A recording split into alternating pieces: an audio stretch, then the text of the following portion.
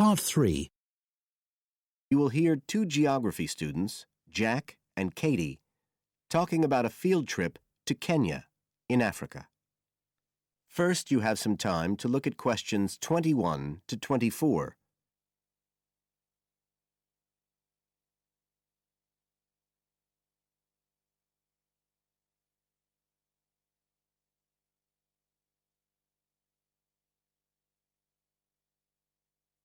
Now listen carefully and answer questions 21 to 24.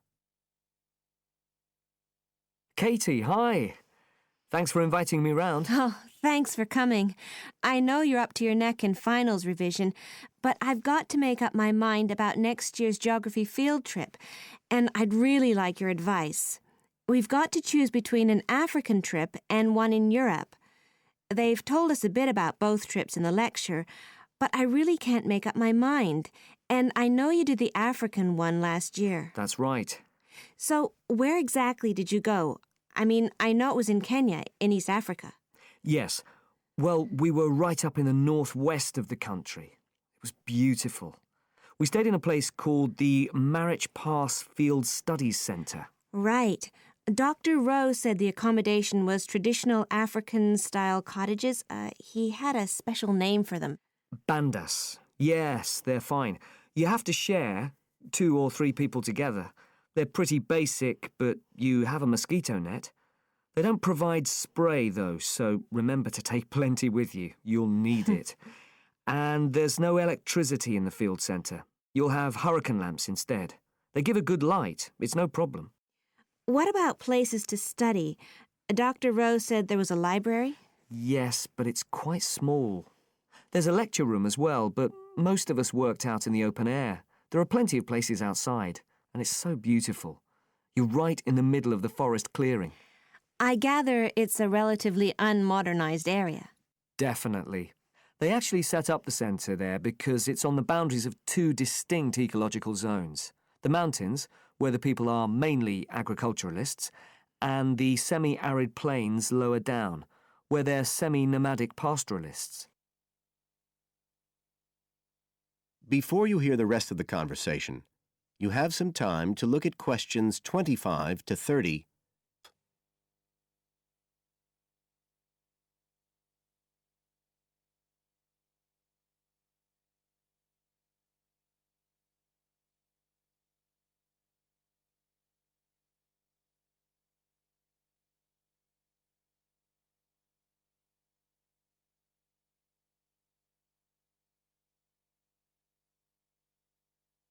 Now listen and answer questions 25 to 30.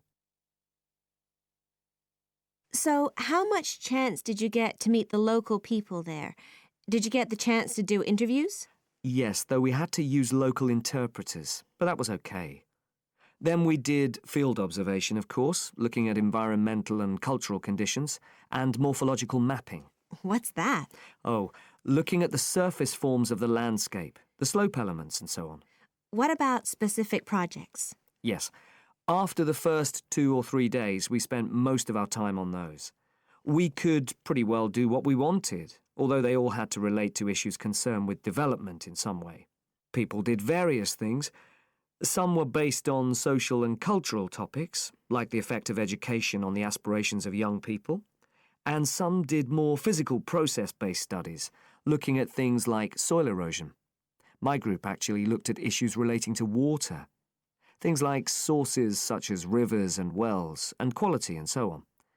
It was a good project to work on, but a bit frustrating. We felt we needed a lot more time, really. Right. Dr. Rowe did say something about limiting project scope. Yes, he told us that too at the beginning, and I can see why now. What else? Well, we had some good trips out as part of the course. We went to a market town, a place called Sigor. That was to study distribution. And to look at agricultural production, we went to the Weiwei Valley. That's an important agricultural region.